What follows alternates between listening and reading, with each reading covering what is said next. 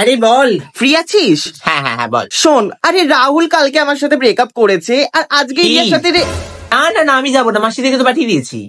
যাইনি এখনো মাসিরা, খোঁজ নাও, ফোন করো তাহলে। হ্যাঁ হ্যাঁ বল।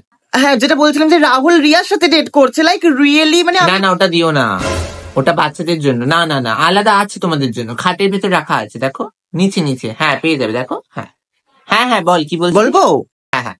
তো আমি ভাবতেও পারছি না, মানে ব্রেকআপ হয়েছে কদিন যাক, তারপরে অন্য কারোর সাথে ডেট। কখন এলি তোমরা?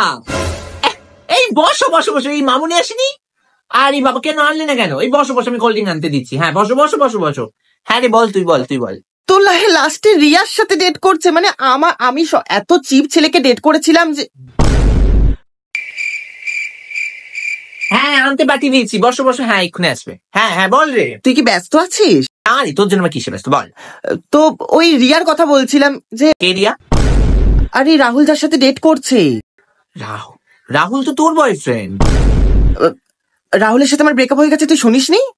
ব্রেকআপ হয়ে গেছে তোদের? কখন হলো? আমি পরে কথা বলছি।